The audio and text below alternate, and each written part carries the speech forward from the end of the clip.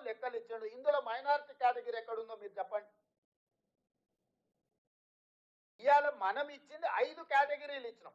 5 కేటగిరీలలో BC, OC, SC, ST, మైనారిటీస్లలో ముస్లిం, Hindu practising వాళ్ళు ఉన్నారు, ముస్లిం practising వాళ్ళు ఉన్నారు, ముస్లింలలో బీసీ ప్రాక్టీసింగ్ వాళ్ళు కూడా ఉన్నారు. ఇవాళ తుర్క చాకలి అని ఉన్నారు, తుర్క మంగలి అని ఉన్నారు, దూదేకుల అని ఉన్నారు. వీళ్ళందరూ ఏంటి, ముస్లింలలో కూడా కటింగ్ చేసేటోళ్ళు ఉన్నారు, ముస్లింలలో కూడా బట్టలు ఉతికేటోళ్ళు ఉన్నారు, ముస్లింలలో కూడా దూదేకుల వాళ్ళు ఉన్నారు. నరేంద్ర మోడీ గారు, ఇది ఒక్కసారి నరేంద్ర మోడీ గారు గతంలో ఆయన చెప్పింది చూపిస్తా. గుజరాత్ నే ముఖ్యమంత్రి ఉన్నప్పుడు 70 ముస్లిం కులాలను నేను బీసీలలో చేర్చిన, బీసీలకు కూడా ఇచ్చిన, నేను ప్రచారం చేసుకోలేదని 2022లో నరేంద్ర మోడీ గారు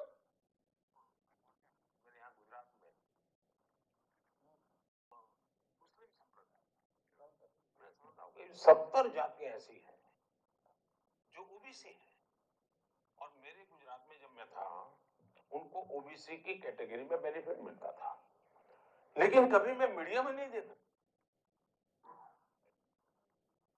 మళ్ళొకసారి వినిపిస్తేనండి.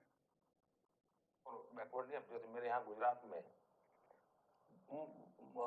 मुस्लिम संप्रदाय में मैं समझता हूँ कि 70 जातियां ऐसी हैं जो ओबीसी है, और मेरे गुजरात में जब मैं था उनको ओबीसी की कैटेगरी में बेनिफिट मिलता था, लेकिन कभी मैं मीडिया में नहीं देखा।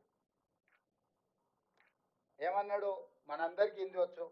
నేను నా గుజరాత్లో 70 జాతులు ముస్లింలు ఓబీసీలలో ఉన్నారు, నేను చేసిన వాళ్లకు.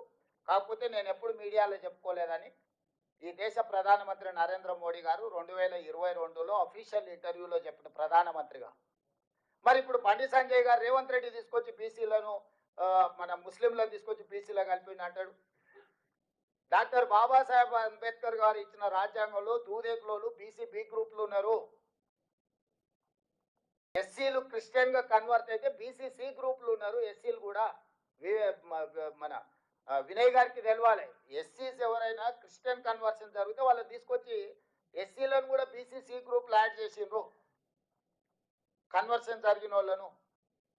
సో ఇవాళ ఇవన్నీ ఎందుకు వాళ్ళు మాట్లాడుతున్నారు అని అంటే సింపుల్, ఈ లెక్క తేలిందని అంటే ఆ తర్వాత మా సంగతి ఏంటి చెప్పండి అని మీరు అడుగుతారు. మీరు అడగొద్దంటే ఈ లెక్కలు తేలొద్దు. నేను మిమ్మల్ని అడుగుతున్నా ఏం ప్రాసెస్. నేను చంద్రశేఖరరావుని అడిగినా, కిషన్ రెడ్డిని అడిగినా, బండి సంజయ్ని అడిగినా, లేకపోతే ఇతర నాయకులను అడుగుతున్నా, అయ్యా మేము ఒక ప్రక్రియ ద్వారా ఈ కులగణన మేము చేపట్టినము, ప్రతి మనిషి లెక్కలు వివరాలు సేకరించి వాళ్ళతో సంతకం తీసుకొని ప్రభుత్వం ఒక అఫీషియల్ డాక్యుమెంట్ ఇచ్చినాము.